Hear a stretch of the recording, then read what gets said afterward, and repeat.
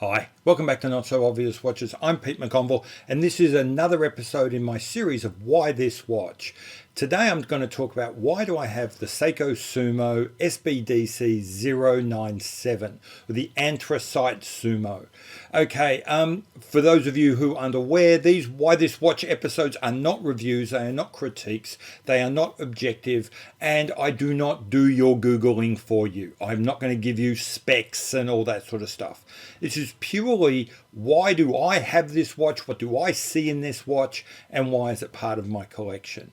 If you're interested in that, see you on the other side of the intro and you'll get to hear all about it and see some funky pictures of the watch. If you're not interested, how about you just turn the sound off and watch the pretty pictures.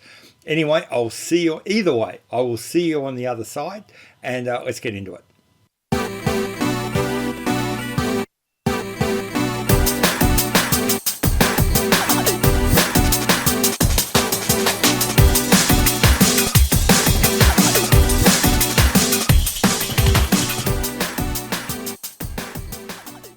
Okay, so why have I got a Seiko Sumo?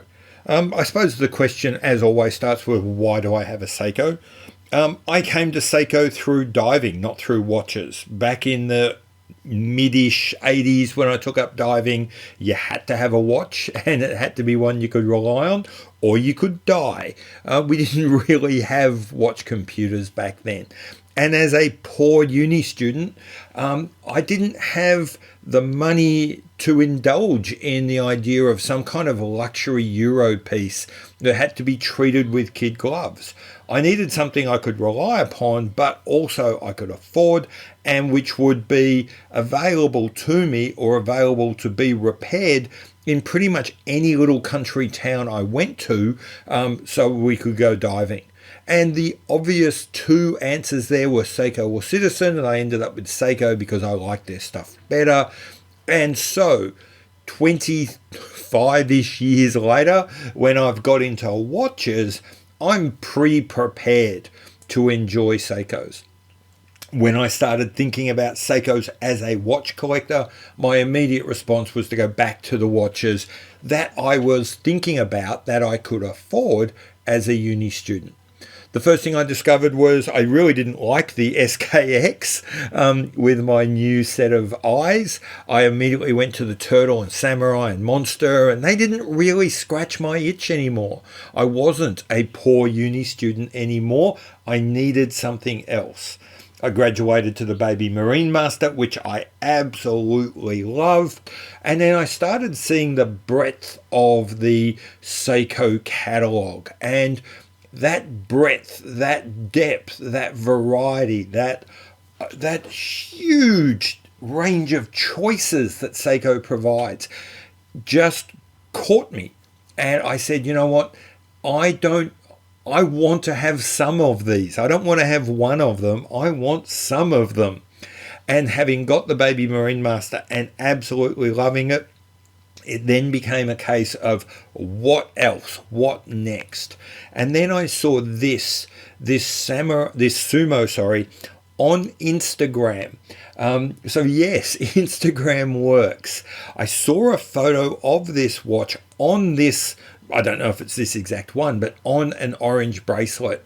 And my brain immediately said, that is the next Seiko I want. That is the next one I want to have in my collection. Why? Because one, maybe there's a bit of the completionist in me. You know, I had a couple of Seiko divers and I wanted to continue building out that collection, and I didn't have a Sumo. I did like the Sumo. I love the casework on this. I love the overall case shaping, the way Seiko, as always, puts that little bit extra into designing their modern cases, especially they're more fashionable, they're more, I hesitate to say luxurious, but they're more aesthetically attuned cases. I absolutely love what they do with their shaping and their curving and their polishing and their choice of finishing. And the Sumo has all of that. And then also, I love the simplicity of their dials. Not vast arrays of text, not full spec sheets, a little bit more, probably one line more than I would really like, but overall I just really like their dials. I like the dial treatment, I like the indices, it just looks good.